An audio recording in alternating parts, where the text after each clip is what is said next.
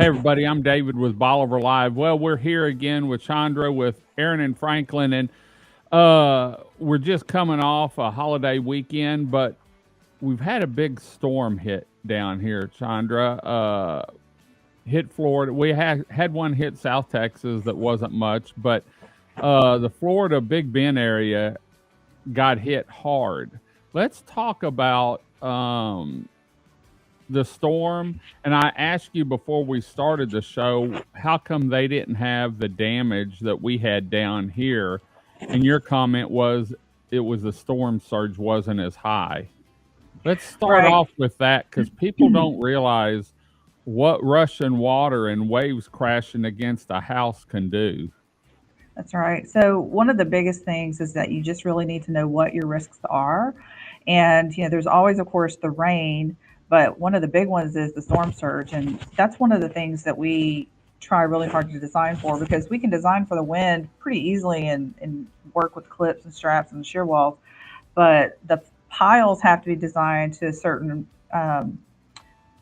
design criteria where when they start hitting that crashing wave, the rushing water, debris impacts, floating, the buoyancy and everything, when it starts getting all those forces on it, you have to be able to have all that be taken by the piles. And that's one of the really critical elements in our area. Um, so, like I said, the storm surge for Ike was really high. It was about 16 feet, and most of the base floods on the peninsula ranged between about 14 and 18 feet. So we have a lot of structures that were below that before Ike, and they got completely knocked down. And a So, lot of especially in old the Gilchrist telephone, area, a lot of old telephone yeah. poles too. Right, they were really low too. I mean, a lot of people that were building back after Ike, they had homes that were, 8, 9 feet off the ground, and they were going at 14, 15 feet off the ground to get above the flood elevation. And so it made a big difference in one, how the house felt when they were in it, because it Hmm. still is going to move a little bit. But it also was, a lot more stairs to climb. But it got the house up over that flood elevation, which was really the critical element. Because, like I said, we can design for the wind part.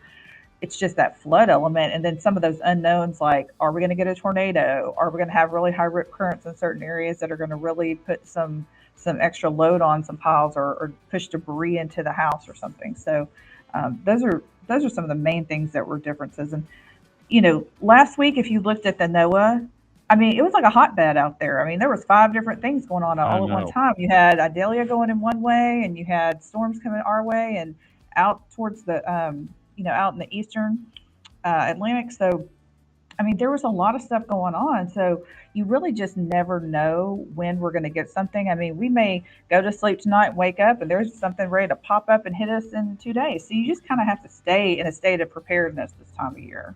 When we have a storm, whether it's here and y'all have offices all the way into Florida, when we have a storm, do y'all go in and say, okay, we had a 10-foot or an 8-foot storm surge on this one? And do y'all look at the damage and study it to see what you can do to better it? I know, like during Ike, we had a lot of undermining where the water rushed under Mhm. the house, ate away from the pilings, and then a house on telephone poles floated by and crashed into it. Do y'all learn and use some of that information going in to building houses and what you need to do? Yeah, we're really lucky. So right after Hurricane Ike, we actually had a mitigation team from FEMA that came in and met with us, my dad and myself, and they wanted us to take them to certain houses so that they could see damages, and so they actually wrote an assessment report, and they did that exact thing. They did that evaluation. So we were kind of like the boots on the ground, and we took those teams out there to see what that stuff really looked like and how it performed, and then that helps us make better engineering decisions, better code decisions as we move forward with design. It helps us make better decisions on what performs well and what doesn't, because everything works with the math, right? But when you get it into real world, you have to take a lot of other factors into account. So it just really helps to be able to see those failures, see why things fail, and see if we can mitigate those for future events. How much did you? What's one of the storms that y'all have learned more than anything from? Was Ike a big learning curve for y'all, or was it Katrina and Rita? Well, Katrina and Rita, like Katrina was, you're It not going was to more of learn. a flood event, It wasn't was it? more of a flood event, and a lot of it was because of the levees and everything. Now, it was a huge storm, and it did push a lot of water in, but it was more about the flooding and the damages from the flooding. So it was hard to really assess. There were so many that were just complete, what they call slab claims, total losses. You really couldn't really evaluate was that wind or water or what things kind of contributed to that. And there were still quite a few of those in Ike as well. But Ike, because it was in our backyard, we were able to really get involved in a lot of the damage assessments. And actually, last year after Hurricane Ian in Florida, I spent about 2.5 months in Florida doing damage assessments to see how things performed, why things did well or not well. And that was a really high wind storm, but it was also a big storm surge flood as well. So it kind of mimicked Ike in those ways, and it in a lot of the things that we saw, a lot of the damages that we saw in Fort Myers Beach and in Sanibel Island, those were the same types of damage models that we saw during Hurricane Ike, because those structures, a lot of them were older, lower, not up to flood code, didn't have deep piles, really didn't Hmm. have great maintenance maybe. So we saw a lot of the same things happen, and I actually brought out a lot of my younger engineers because I'm like, you're never going to learn this kind of thing sitting in an office. You have to Right. go out and look at it. You have to see how things fail. You have to see what does well, and then it helps you make better engineering judgments as you move forward in your design.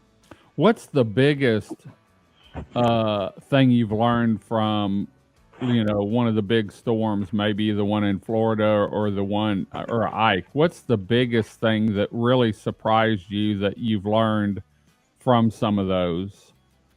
It's just so funny. Like, you think that you've can pick and choose, like, what do you think is going to perform well and what isn't, and you're always going to be surprised by something. Something is always going to not go the way that you thought it should go.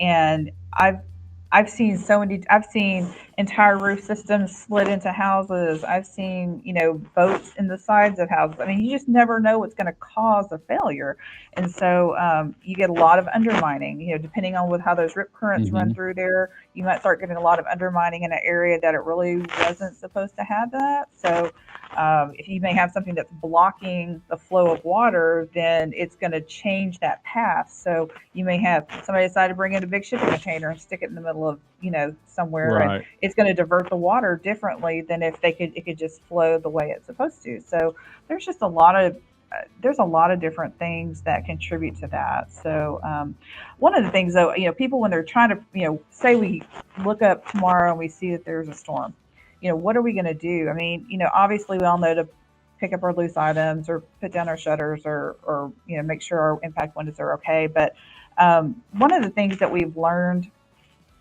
is that the biggest problem that we have is from pressure changes inside the house. And so you'll start getting some suction on the roof and suction on the walls. And the best thing that you can do is shut all your interior doors. Because what happens is, if you start getting those pressure changes, instead of that pressure change being in a huge room or all through the house, it kind of gets contained to that one area. So it doesn't spread, and it kind of contains that pressure. That if it's maybe a high pressure on a corner or something, instead of it spreading through the whole middle of the house, it maybe just stays contained in that one area. And also, if you have a breach of some kind, say if you have a window breakout or something, the loads are kind of contained to that one area, versus if it's all the way open, it could just take the whole roof off. So um, just something as simple as shutting all your interior doors when you're leaving could really contain all those pressures if you do have a breach in your house. And I think one of the other things too is that people don't realize, they'll leave for the weekend and think, oh, I'm not going to shutter my house. Well, Hmm. it's really important to stay prepared, because if you may have impact windows and doors, and that's great, and then you don't have to worry about it because you have that protection built into those components. But the likelihood of you being able to get all the way back to shutter something in the time frame that you need to do that and protect yourself by being gone is, you might be putting yourself at risk. So I think, I always advocate for people to use impact windows and doors, because especially for homes that are vacation homes, not your primary residence, or if you're getting older and you don't want to have to be lifting, Hmm. toting, hauling all those panels and stuff, on a second or third story. Yeah. You definitely want to have that built into the windows and doors. There's also another misconception about impact windows and doors. They feel like they can't break, but it's kind of like your windshield. When you get in Hmm. a wreck, your windshield will shatter, but it stays But it won't together. go. And so that's kind of the same thing with impact windows and doors. They may break, they may shatter, they may scratch, but they're supposed to keep your home from breaching and have a big hole in the side of your house. So um, ideally, my dad says belt and suspender, so have the impact protected windows and a shutter Right. system because you have both layers of Both. protection. But if you don't have that opportunity, that if you at least have one or the other, if you have a shutter system you can deploy every time you leave, or impact protection built into your windows and doors, either one is Right. a great option. I've always thought about under the house, get rid of everything. We've put deck chairs when we've had Oh close yeah, calls up on the patio and tied them together, screwed them down, because I want everything to flow through, right, under my house and be gone when I get back. I'd rather, you know, uh, lose some stuff or have a right. free flowing under the house than, if you have a garage downstairs, is it good to open the garage door or should you leave it closed so I that just, yeah, open it, open 100%. it? Because this is the thing, you're trying to prevent loads from pushing on those piles, and if that door is closed, I mean that's supposed to be a breakaway wall. Okay, Right. and I know that most everybody down there that has breakaway walls has done something to make them less breakaway than when I saw it the last time. Okay, Right. so if they put up shelving, they've finished out something on the inside, they've done something to Hmm. make it more rigid where it is not going to perform as well. So if you can open up that door, remove any of those obstacles out of the way, so the breakaway walls can perform as intended, where they can actually, because what we want is to save the structure. We Right. can build those. Those are It's sacrificial. nickel We dime want you're saving to there. exactly, and none of Yeah. that's covered by flood insurance anyway, because anything below the flood elevation is not covered by flood insurance. We want to build it the cheapest way possible. We want it to break away. We want it to preserve the main structure. So we definitely want those to break away, so that, because if it doesn't break away and it just Pressure. starts pushing and pushing and pushing on those Hmm. piles, it could break the piles and collapse the house, and we do not want that. If we had another Ike, uh, you've, Aaron and Franklin's been a big part of the rebuild down here. If we had another Ike, same storm surge, same everything, what do you think the impact would be down here? Would we still see the beachfront homes torn apart, but a lot of the other homes in the subdivision survived to where they didn't? Because we've gone back and rebuilt more or less three-quarters of the homes down here since Ike, and I think we're past now maybe the number of water taps we had down here pre-Ike, Yeah. and it's still growing. But what do you think the damage would be? I know we're going to lose garages and stairs and Sure. electrical, meters and stuff. But what about homes? Are they built back to where if another Ike came in, we'd be sitting pretty good? I mean, I think you're going to have a few one-offs that are going to have some kind of loads on them that we could not predict. But I would say for the most part, the home should perform really well under the same conditions. I mean, we have them higher above flood elevation. We have them designed to the better flood code, where you're getting the higher water impact loads and everything. And we're designing them with, make sure that the walls are breakaway and they're in good repair. They're younger homes. The inventory is just younger, so they don't have the maintenance issues that you have in the older group of homes. So I think overall, I'm going to sleep just fine when those, if we have the next storm. One of the big changes we've had is the elevation the homes are built. Has there been that much change in how the homes, once you get above that flood elevation, have has there been much change on how the homes are put together as far as strapping and material that makes them stronger too? That part, it pretty much just stayed the same. I mean, the design criteria changed just a little bit. They changed the wind maps about a few years back, and while the wind speeds went up, I mean, it's like y'all are probably at about 149 or so miles per hour. What they did was they also changed the formula which you use to calculate the pressure on Wind. the walls. And so the pressure from a 130, which is what we used to be, to a 149 is about the same. Hmm. The windows and door pressures are about the same. The wall pressures, we still do the continuous load path where all our clips and straps, we still do our sheathing. So all those things are still the same. I would say the biggest change is the fact that we're getting those houses above flood elevation by anywhere from 2 to 4 feet. And that is making a huge impact. Now, just think about it. You've got a tree. Your piles are big trees, right? And Right. so that tree has a certain amount of deflection that is, allowed for that length of a pile. And so as it gets taller, that tolerance gets more. Well, that may not be your tolerance, and Right. as you go from a 10 foot above flood to 15 foot, I mean, that's a big difference. So that's why we do some knee bracing and things like that. And we actually had a client a few years back, and the lady, poor thing, she had vertigo really bad. She couldn't handle any kind of movement in the house. So we ended up putting a lot of bracing and stuff in there to take out as much movement out of that house as we could, because she had gone from a house that was about 8 foot up to one that was like 15 foot up, and it Yeah. was It used to be tremendously different.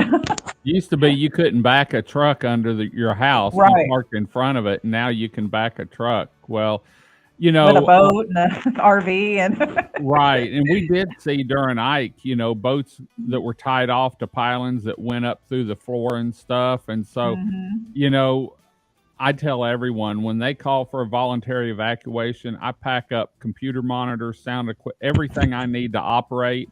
I would right. rather haul it out and haul it back in. In fact, for Laura, I did, hmm than come back and nothing's here. If people want to get hold of you to talk about maybe your strong home inspection program, or they're looking at building a home because y'all design homes, you do the engineering on them. What's the best way for them to get hold of you?